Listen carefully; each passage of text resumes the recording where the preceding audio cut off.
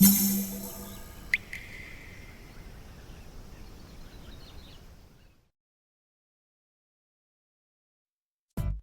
うも、底辺アクアリスト黄昏です。皆さん、以前投稿した新たなコンセプト水槽の動画は見ていただけたでしょうか？まだ見ていない方はぜひそちらの方から見てやってください。だいぶ尖ってるというか、そもそも誰もやったことがない水槽にチャレンジしようということで始めたこの水槽。30センチキューブ水槽にもかかわらず、大変お金のかかる水槽となっております。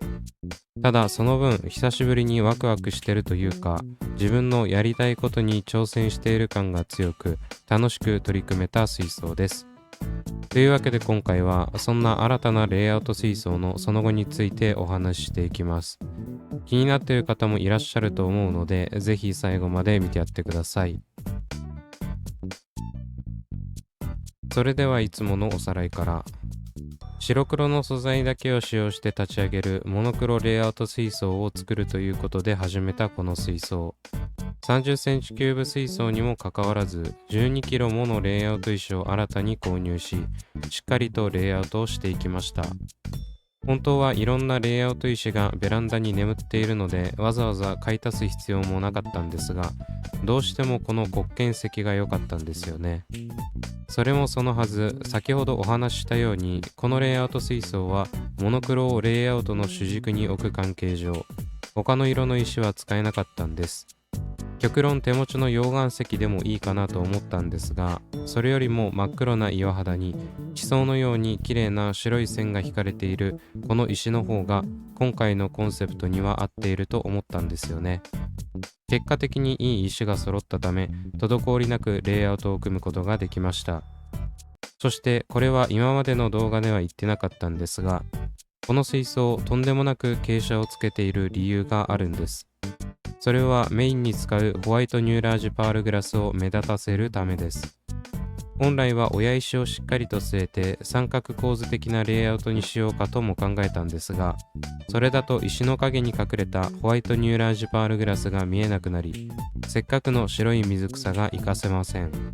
なのであまり高さが出ないように石を配置しつつ、立体感を出すために傾斜をガンガンつけたわけです。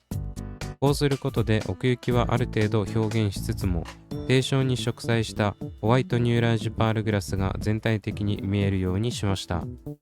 おかげで植栽後の状態を見ても隠れて見えないところはほとんどなくなってます。その分傾斜がきつく、土留めもしていないこの水槽ではミスト式じゃないと立ち上げることができない状態です。そもそもホワイトニューラージュパールグラスを育成する時点でミスト式は決まってたのでいいんですけど、ちなみに使用しているホワイトニューラージュパールグラスはグローウォーの組織培養カップ1カップ分とはつらつファームというところから出ている袋入りの組織培養水草2袋です。最近このはつらつファームから出品されている商品を見てみたんですが、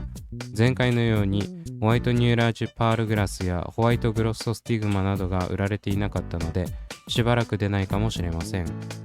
結構状態も良く価格も適正だと思うので、出てたらおすすめです。というわけで植栽完了後から6日後の状態がこちら。全く動く気配がありません。正直ミスト式で苦戦した記憶がないので、まだ精神的には余裕があるんですが、ここまで動きがないものかと驚いています。植栽直後と比べてみても間違い探しレベルで違いが分かりません。ホワイト系の水草には苦い思い出しかないので、いきなり溶けなかっただけマシです。ちなみに傾斜がきつすぎて霧吹きをすると下にばかり水が溜まるので、水槽の下にはタオルをかませて水槽自体を傾けています。だいぶ傾斜角度攻めてるんですが、それでも手前の方が高さが低いらしく、こちらの方から水たまりになっていくんですよね。そのせいか心なしか右手前の株が少し弱り気味。続いて植栽完了後から16日目の状態がこちら。まだまだ大きな変化は見られません。というか前回よりもちょっと状態が悪くなってます。ご覧の通り溶けているものがちらほらあります。動画撮影こそ毎日はしていませんでしたが、換気と水の排水、新たな水の霧吹きは欠かさずやっていました。しかし成長するどころか衰退していく一方。育成経験からして、こういった溶けた葉をそのままにしておくと連鎖的に他の株もやられていくので、溶けたものは適宜取り除いていきます。というか、グローウォーさんの水草の方が正直状態が悪い気がしてますね。これは低床の高さが低いことが原因なのか何なのかは分かりませんが、はつらつファームさんの方が溶けている株もありますが、根を少しずつ張っている気がしてます。ご覧のように中継部分ははつらつファームさんなんですけど、溶けている株の他に若干低床を這い出したものも現れてきました。これを見るとすごく嬉しいんですが、溶ける株のスピードの方が圧倒的に速いので、これが繁茂するのはだいぶ時間がかかりそうです。全体的にいい方向に行っているわけではありませんが、まだ絶望するには早い段階。このまま様子を見つつどうなるかを見守る必要がありそうです。続いて植栽から22日後の状態がこちら。変わらず成長が遅く溶けている株が出てきました。先ほどお話ししたグローウォーさんは状態が悪いと言いつつそのままをキープしており、溶けている株もそこまで多くはありません。ただ本当に変わり映えがせず成長している気が全くしません。逆にはつらつファームさんのものはここら辺から徐々に溶け出しており、どんどんと株と株との間が広くなってきています。一番右側の株に関してはもうダメそうなので取り除いておきます。全体を見るとこんな感じで、植栽直後よりも密度が減っています。株を抜いた部分がへこんで見えるので余計みすぼらしさを感じますね。ただ牛歩ですが成長している株もあるので諦めずに管理を続けていきます。続いて植栽から29日目の状態がこちら。なかなか悲惨です。元気な株は本当に元気なんですが、半分近い株が根元から溶け出しました。パッと見大丈夫そうなものも根が腐っててピンセットでつつくとポロッと取れるものも多いです。前面部分は現在水に浸かってて分かりづらいですが、あれから全然成長せず徐々に溶けが始まっている状態です。というか緑色の通常種になっているところがめちゃくちゃ成長しててマジで複雑な気持ちになってます。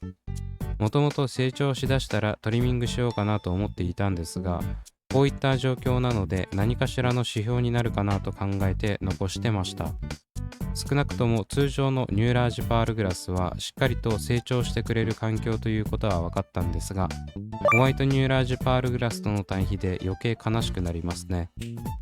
すでに植栽から1ヶ月経過して特筆すべき成長もしていないのは100歩譲って我慢できるんですけど、ここまでまざまざと溶けている葉と元気な現象を見せられるときついです。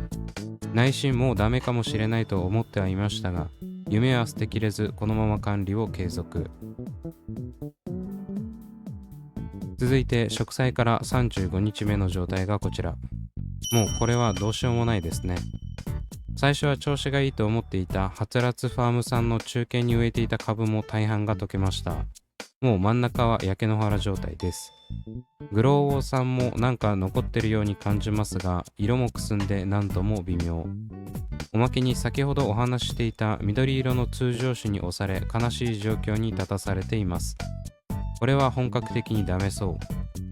自分は毎日観察しているためこの映像を見てもそこまで絶望的には見えなかったんですが、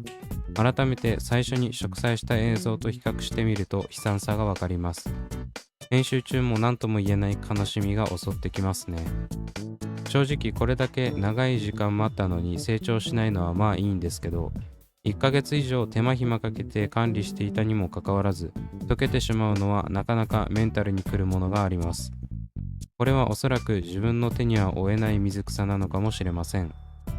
ただご覧のように上の部分のはつらつファームさんの生き残りはすごい成長している株が何個かあるので、全く育成できないわけでもなさそうなんですよね。この後に及んで悪あがきしたくなる自分がいます。というわけでいかがだったでしょうか。実数も厳しい状況まで追い込まれてしまった夢のモノクロ水槽、今後どうなるのでしょうか。注水をして綺麗なモノクロの水景をワクワクしながら待ち望んでいた分、ショックも大きいですが、現実を受け入れるしかありません。ただこれで負けるわけにはいかないということで、次回はほんの少しの望みに託してさらなる策を講じていきます。もう少しだけ続くので、気になる方は続報をお待ちください。というわけで今回はここまで。